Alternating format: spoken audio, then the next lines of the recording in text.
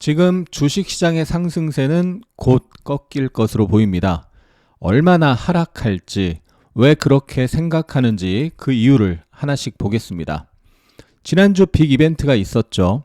2월 1일에 FOMC와 메타 실적 발표, 2월 2일에 애플, 아마존, 구글 실적 발표, 2월 3일에 미국 고용지표 발표가 있었습니다. 파월 연준 의장이 FOMC 기자회견에서 디스인플레이션 발언 등을 하면서 미 증시가 급등했습니다. 또 메타가 실적 발표하면서 메타가 23% 급등을 했고요. 그러면서 나스닥 상승을 이끌었죠. 메타의 일봉 차트인데요.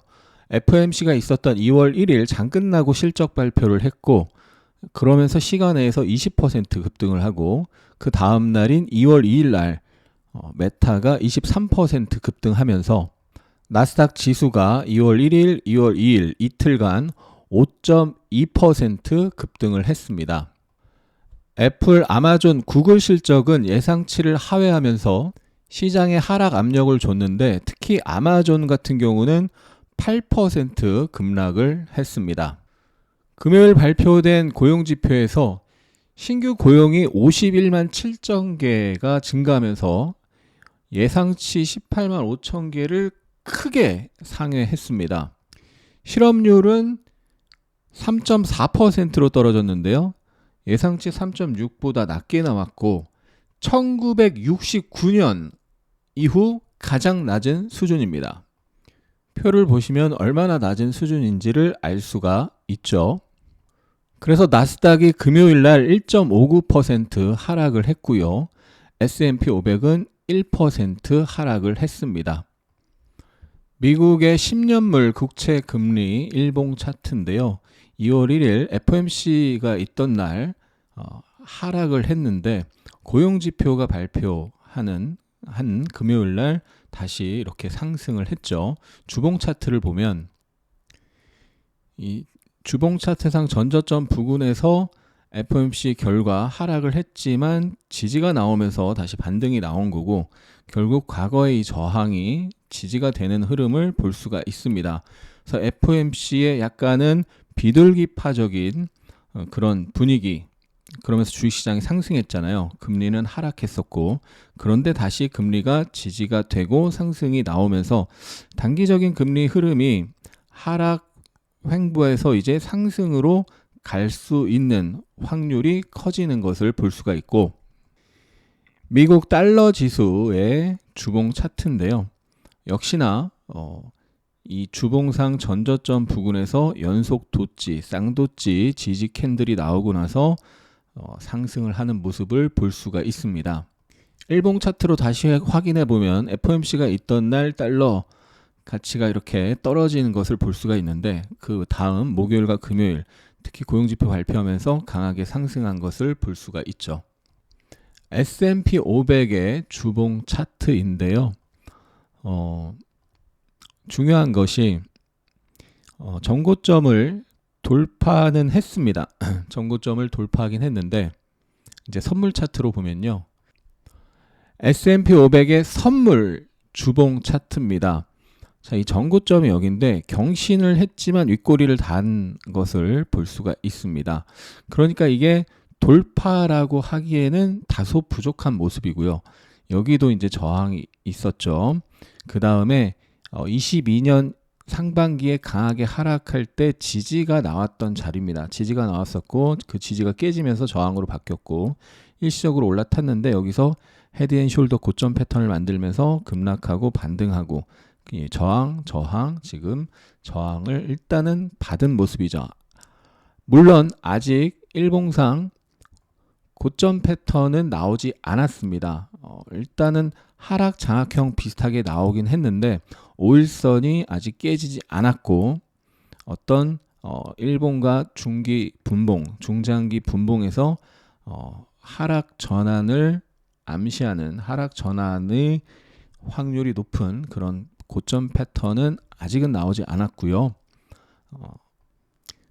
중요한 것은 이게 여기를 강하게 돌파를 하면, 여기를 강하게 돌파하면 1년간의 이 대세 하락 추세가 깨진 걸로 보는 겁니다. 그러면 이후에 폭락은 없는 거죠. 물론 돌파를 해도 이 상승에 대한 조정은 나올 수가 있고, 이걸 돌파해서 하락 추세가 끝났다라고 하더라도 바로 대세 상승으로 가는 게 아니라 박스권으로 갈 수도 있기 때문에 결국 상승에 대한 조정은 나올 확률이 높습니다. 그런데 이걸 돌파를 했느냐와 안 했느냐는 큰 차이가 있는 거죠. 돌파를 했을 때는 일단 대세 하락이 끝났다라고 보는 거고, 그 이후에 박스권으로 가느냐 대세 상승으로 가느냐 다시 그거는 확인을 해야 되는 건데, 돌파를 지금 확실히 했다라고 하기에 S&P 500 주봉 차트상, 주봉 일봉 차트상 돌파를 아직 했다라고 볼 수는, 판단을 내릴 수는 없거든요.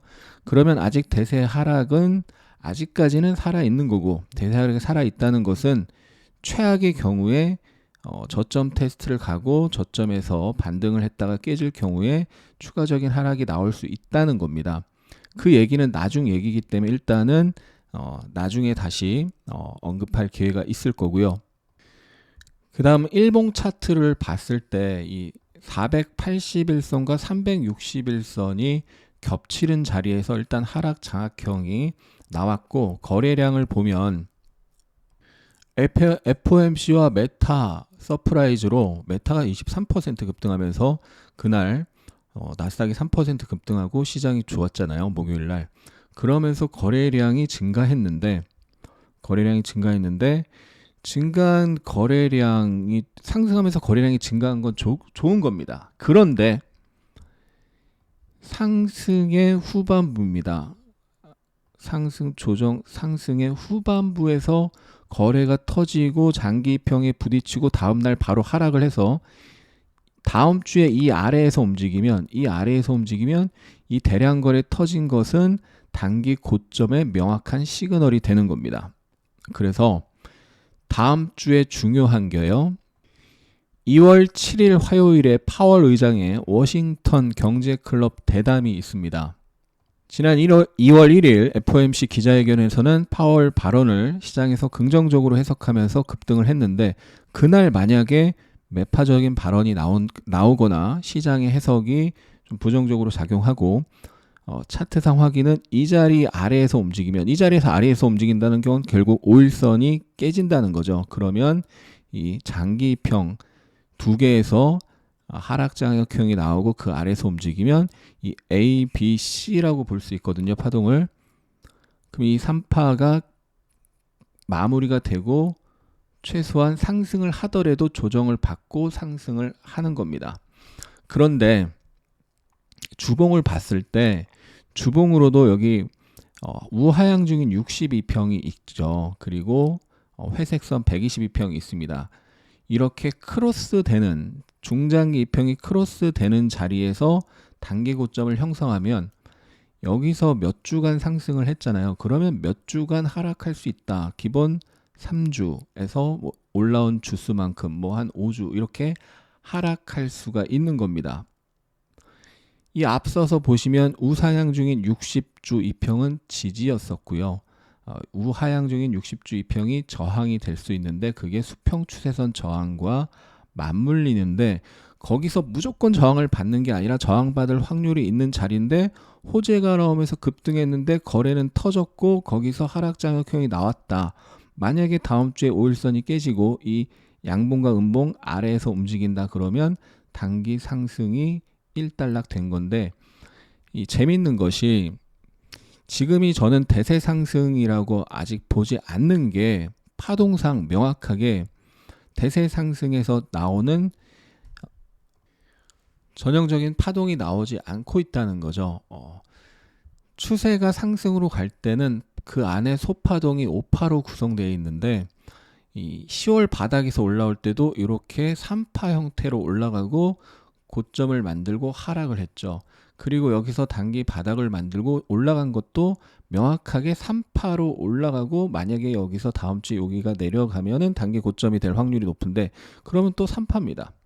요렇게도 3파고 요렇게도 3파죠. 크게 보면 요렇게 3파입니다. 또 소파동이 3파로 돼 있고 큰 파동도 3파로 돼 있죠. 그 얘기는 아직 이 상승 추세로 전환되기에 부족하다. 하락 추세 중에 반등 파동일 확률이 높다라고 보는 거죠.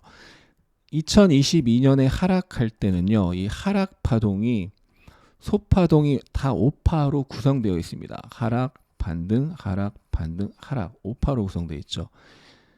여기도 하락, 반등, 하락, 반등, 하락 이런 식으로 5파로 되어 있고요. 여기도 마찬가지로 5파로 되어 있습니다. 그런데 이 반등에서는 계속 3파 형태로 올라가고 있기 때문에 현재까지는 이 주봉의 이 자리를 강하게 돌파하기 전까지는 아직은 대세 하락이 살아있는 거고, 대세 하락 중에 반등이다 라고 보는 거죠. 만약에 다음 주에 뭐 파월 발언이 나오고 그러면서 여기를 강하게 돌파하면은 저는 일단은 대세 하락이 끝났다라고 뷰를 바꾸긴 할 건데요. 차트가 보여주는 현재성을 바탕으로 계속 판단을 내려가는 거고 계속 추적을 하는 거니까요. 그런데 여기서 장기평에서 하락 장악형 비슷하게 나왔는데 요거를 그 캔들 아래에서 다음 주 움직임이 이어진다. 그러면 요게 단기 고점이 되는 거고 명확한 3파로 ABC 형태로 올라갔다. ABC 이것도 결국 ABC인 거죠. 뭐 WXY 이렇게 해석을 할 수 있는데요. 다시 간단히 정리하면 미국 10년물 국채금리는 단기 저점 가능성이 생겼고, 미국 달러 지수 선물도 단기 저점 가능성이 생겼고, S&P 500도 단기 고점 가능성이 생겼는데 일봉상 장기평, 주봉 일봉 장기평에서 하락 장악형이 나오고 그 아래에서 움직이면 이게 단기 고점이 될 확률이 높다. 여기서 다음 주 파월 연준 의장의 발언을 확인해야 되겠죠. 그래서 일단은 이게 단기 고점이 만약에 된다면 일단은 이러한 조정, 이 앞에서 이렇게 올라가고 조정이 있었는데 일단은 그러한 조정이 나올 수가 있는 거죠. 그리고 그때 만약에 하락이 세게 나오면, 그리고 반등이 약하게 나오면요, 이 전체가 앞서 1년 가까이 하락했던 대세 하락의 반등 중에 나온 파동이 반등 파동이고, 그러면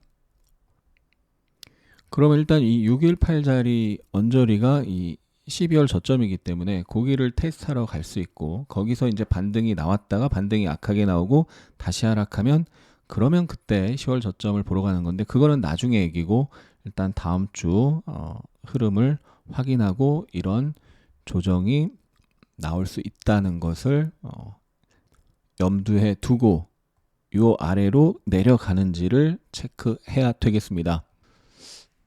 지난 1월 31일 제가 1월 말이라서 방송을 유튜브에 올려드렸었죠.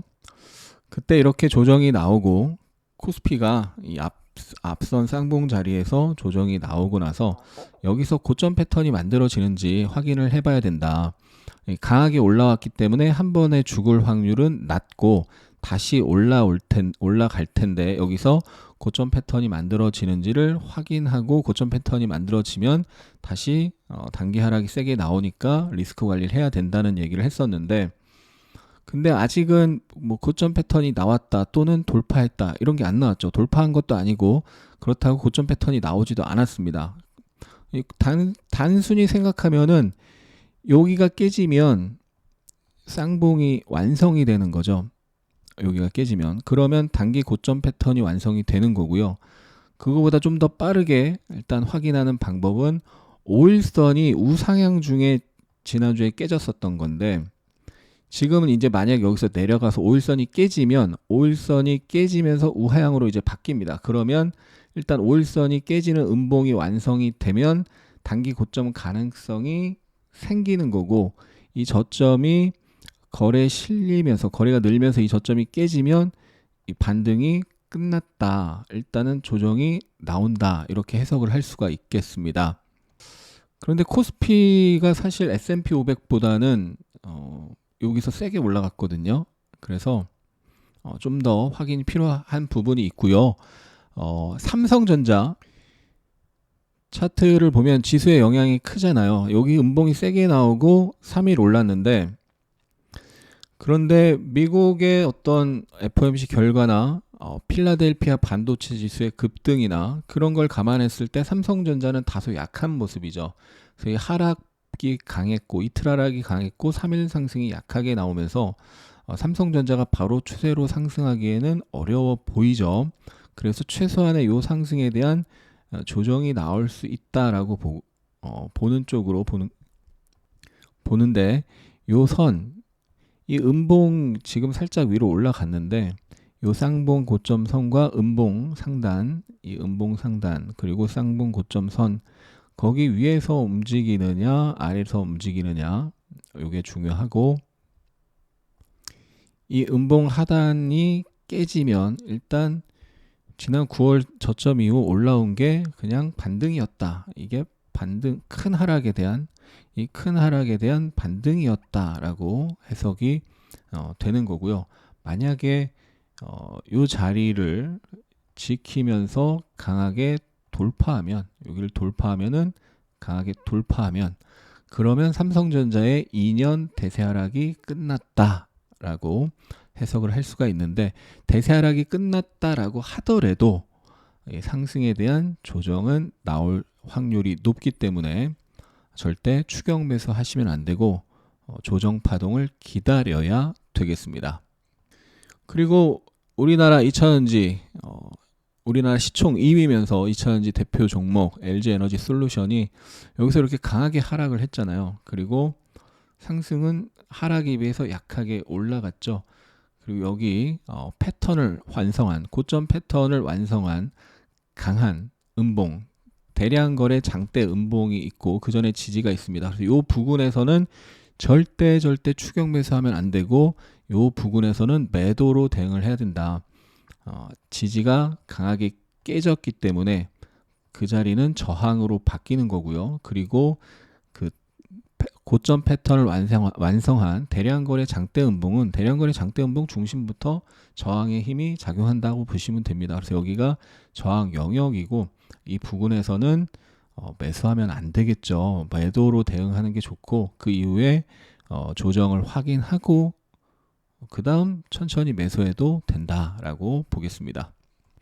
최근에 코스닥 흐름이 굉장히 좋아서 좀 개별 종목 얘기도 좀 해보려고 했는데, 시간 관계상 다음 영상에 따로 올리도록 하겠습니다. 시세는 항상 상승과 하락을 반복합니다. S&P 500 주봉 차트인데 하락을 하면 하락에 대한 반등이 나오고요. 또 상승하면 다시 또 하락이 나오는 거죠. 상승하면 하락이 나오고, 하락을 하면 다시 하락을 하다 지지가 나오면 상승을 하는 거고요. 상승을 하다가 저항을 받으면 하락하는 거죠. 그래서 이걸 돌파하고 대세 하락이 끝났다라고 하더라도 결국 상승에 대한 조정이 나오는 거고, 저항을 받으면 당연히 상승에 대한 하락이 나오는 거죠. 항상 추격 매수 조심하시고 원칙과 기준을 바탕으로 안정적인 매매로 꾸준한 수익 내시기 바랍니다. 끝까지 시청해 주신 분들, 우리 하미님들 진심으로 감사합니다. 사랑합니다. 축복합니다.